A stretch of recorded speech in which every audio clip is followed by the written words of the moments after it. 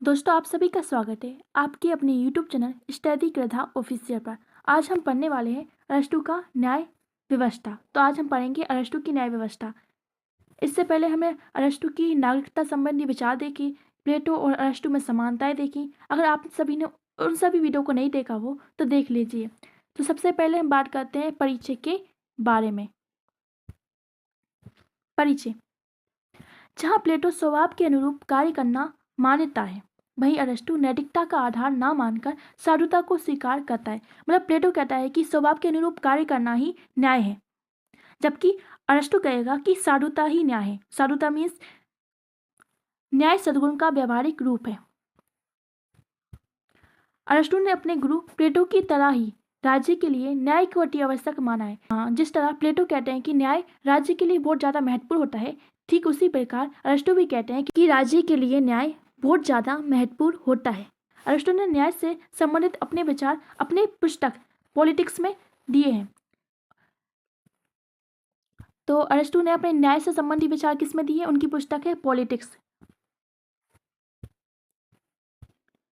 अरस्तु के अनुसार नेक कार्यों को करना अर्थात सद्गुण को व्यवहारिक रूप में लाना ही न्याय है। तो अरस्तु कहते हैं कि नेक कार्यों को करना और सद्गुणों को व्यवहार रूप में लाना ही न्याय है।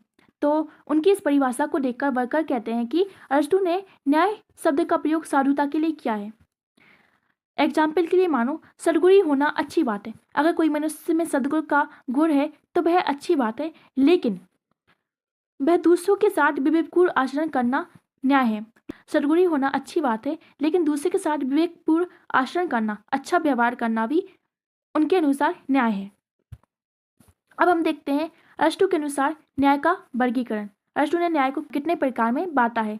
तो अपने ग्रंथ एथिक्स में अरस्तु ने न्याय का स्वरूप स्पष्ट करने के लिए उसके दो मुख्य विभाजन किए। अरस्तु ने न्याय की परिभाषा अपनी पुस्तक पॉलिटिक्स में दी है और न्याय का वर्गीकरण के बारे में उन्होंने उनकी एक और पुस्तक है एथिक्स, उसमें उन्होंने बताया है न्याय का वर्गीकरण के बारे में। तो पहले हम देखते हैं न्याय का वर्गीकरण। तो अरस्तु के अनुसार न्याय, उन्होंने न्याय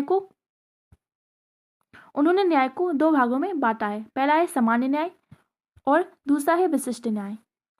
तो अब सामान्य न्याय और विशिष्ट न्याय और विशेष न्याय को भी उन्होंने दो भागों में बांटा है। पहला है वितरणात्मक न्याय और दूसरा है संशोधनात्मक न्याय। और संशोधनात्मक न्याय को भी उन्होंने दो भागों में बांटा है। पहला है ऐच्छिक न्याय और दूसरा है अनैच्छिक न्याय। तो एक एक करके इन सभी को देख लेते हैं। तो अरस्तु के अनुसार संपूर्ण न्याय क्या है? तो संपूर्ण न्याय होता है वो समाज केंद्रित होता है। संपूर्ण न्याय क्या होता है? संपूर्ण न्याय अरस्तु के अनुसार समाज पर केंद्रित न्याय है।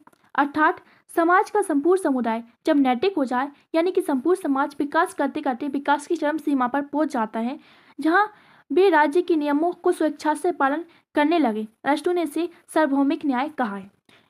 अरस्तु कहते हैं कि सार्वभौमिक न्याय समाज केंद्रित न्याय है, यानी समाज का संपूर्ण समुदाय जब नैतिक हो जाता है, यानी समाज के संपूर्ण समुदाय में नैतिकता की भावना आ जाती है, वे अपने आप ही कौन सा कार्य सही है कौन सा कार्य गलत है ये जान लेते हैं और उसका पालन अच्छी तरीके से करने लगते हैं।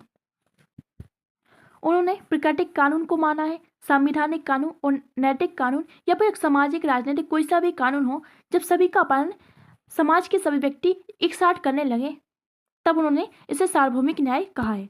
दूसरा न्याय था विशिष्ट न्याय। अब विशिष्ट न्याय क्या है? अरस्तु के अनुसार विशिष्ट न्याय क्या है? तो विशिष्ट न्याय व्यक्ति केंद्रित होता है। अरस्तु कहते हैं कि सार्वभौमिक न्याय समाज केंद्रित हो गया, यानी समाज के सभी व्यक्तियों के लिए है, जबकि विशिष्ट न्याय व्यक्ति केंद्रित होता है। अर्थात किसी एक व्यक्ति द्वारा किए गए कार्यों का समाज पर क्या प्रभाव पड़ता है। एग्जाम्पल के मान लो कि एक व्यक्ति है, वह दो प्रकार के कार्य करेगा समाज के लिए, या तो वह सकारात्मक कार्य करेगा या नकारात्मक कार्य। सकारात्मक कार्य में कोई अच्छे कार्य आ जाएंगे, जैसे कि एक दूसरे की हेल्प करना, नैतिक भलाई, और नकारात्मक योगदान में क्या होगा? बुरे कार्य, जैसे कि चोरी, डकैती, ये सब कार्य करना। अब इन दोनों कार्यों का समाज पर क्या प्रभाव पड़ेगा, इसी के आधार पर राज्य व्यक्ति को पुरस्कार व दंड देता है। अगर किसी व्यक्ति ने अच्छे कार्य किए हैं तो राज्य उसको पुरस्कार देगा, और अगर कोई व्यक्ति गलत कार्य जैसे चोरी मोरी करता है तो उसे जेल में बंद किया जाता है, तो उसे दंड दिया जाता है। इसे अरस्तू ने आंशिक न्याय कहा है। विशिष्ट न्याय को अपन आंशिक न्याय भी कहते हैं, तो विशिष्ट न्याय को आंशिक न्याय भी कहा जाता है। अब अरस्तू ने विशिष्ट न्याय को भी दो भागों में बांटा है। पहला है विवरणात्मक न्याय और दूसरा है सुधारात्मक न्याय। तो विशिष्ट न्याय को अरस्तू ने दो भागों में बांटा है। पहला है विवरणात्मक न्याय और दूसरा है सुधारात्मक न्याय। तब विवरणात्मक न्याय और सुधारात्मक न्याय क्या है? विवरणात्मक न्याय, अरस्तू का न्याय विवरणात्मक न्याय है। अरस्तू का न्याय कौन सा है? विवरणात्मक न्याय। वह कहता है कि प्रत्येक व्यक्ति में विवेक, क्षमता, योग्यता अलग अलग होती है, तो उस व्यक्ति का योगदान भी समाज पर अलग अलग होता है। अरस्तू कहता है कि हर एक व्यक्ति की क्षमता, योग्यता, गुण, अवगुण सबके अलग अलग होंगे, तो उन सभी गुण, अवगुण, क्षमता, योग्यता के आधार पर जो भी प्रभाव समाज पर पड़ेगा वो भी अलग अलग होता है। किसी भी व्यक्ति में योग्यता समान नहीं होती है। अरस्तू कहता है कि व्यक्ति को राज्य द्वारा उसकी योग्यता के अनुरूप धन, पद एवं पुरस्कार देना ही, विवरण करना ही न्याय का सच्चा स्वरूप है। यानी अरस्तू कहता है उसी योग्यता, अलग अलग गुणों के आधार पर हर एक व्यक्ति को धन, पद, पुरस्कार देना या वितरण करना ही न्याय है। उन्होंने योग्यता को सद्गुण माना है। अरस्तू ने विवरणात्मक न्याय में योग्यता को महत्वपूर्ण माना है। इस प्रकार अरस्तू का जो विवरणात्मक न्याय है वो रेखागणितीय आधार पर होता है। अरस्तू समानुपाती समानता के आधार पर वितरण होगा। मतलब अरस्तू कहता है कि ऐसा नहीं है कि सभी व्यक्ति को समान पुरस्कार, समान योगदान दे दिया जाए, बल्कि यानी समानता के आधार पर वितरण न करके रेखागणितीय रूप से वितरण करना ही वितरणात्मक न्याय है। अरस्तू के अनुसार समान लोगों के साथ समान व्यवहार व असमान लोगों के साथ असमान व्यवहार होना चाहिए। अब सुधारात्मक न्याय क्या है? अरस्तू के अनुसार सुधारात्मक न्याय क्या है? राज्य में उत्पन्न विकार सुधारने का कार्य राज्य करता है। यानी राज्य में जो भी विकार उत्पन्न हो रहे हैं उनको सुधारने का कार्य कौन करेगा? राज्य का ही होगा। अतः इसे ही सुधारात्मक न्याय कहा जाता है। एग्जाम्पल के लिए, अगर राज्य में चोरी, डकैती ये सब हो रहा है तो राज्य का ही कार्य है कि इन सब समस्याओं का हल किया जाए। इसमें अरस्तू अंकगणितीय वितरण को बताता है। इसमें व्यक्ति की योग्यता को आधार ना मानकर बल्कि सभी को समान मानकर दंड देने की बात करता है। सुधारात्मक न्याय में क्या होगा? हर व्यक्ति को समान कार्य के लिए दंडित दिया जाएगा, कोई भी भेदभाव नहीं होगा। एक अपराध पर व्यक्ति को समान दंड देता है, व्यक्ति कितना ही विद्वान क्यों ना हो या फिर मूर्ख क्यों ना हो। ये नकारात्मक योगदान की बात करता है। अगर कोई व्यक्ति ने चोरी की है, मानो कोई विद्वान व्यक्ति ने भी चोरी की और कोई चोर ने भी चोरी की, तो दोनों को ये एक समान दंड मिलेगा। इसे ही सुधारात्मक न्याय कहा जाता है। यानी समान कार्य के लिए समान दंड है।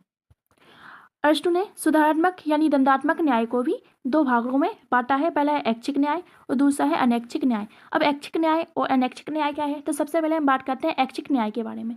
तो ये व्यक्ति के साथ समझौता स्वेच्छा से करता है, यानी दो व्यक्ति स्वेच्छा से समझौता करेंगे, इसे ही ऐच्छिक न्याय कहेंगे। और अनैच्छिक न्याय में जब किसी की इच्छा के विपरीत उसे चोट पहुंचाने पर न्यायपालिका उसे दंड देता है। एग्जाम्पल के लिए मानो ऐच्छिक न्याय में क्या होगा? दो व्यक्ति एक साथ समझौता करेंगे, वो भी अपनी इच्छा से, और अगर दोनों व्यक्ति में से किसी एक व्यक्ति ने उस समझौता का उल्लंघन किया है तो राज्य उसे दंड देगा। और अनैच्छिक न्याय में क्या होगा? अनैच्छिक न्याय में होगा जब किसी की इच्छा के विपरीत उसे चोट पहुंचाता है तो न्यायपालिका उसे दंड देती है।